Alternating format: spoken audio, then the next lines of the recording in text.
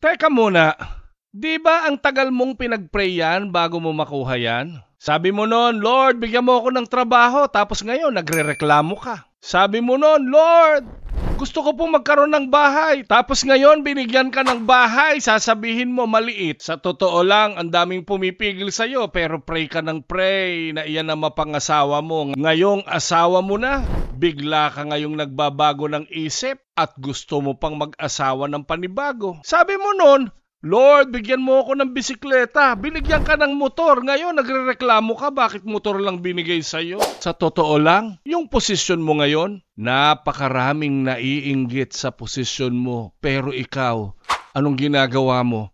Panayang reklamo mo, panayang dabog mo. Sabi mo, Lord, bigyan mo ako ng pagkakakitaan.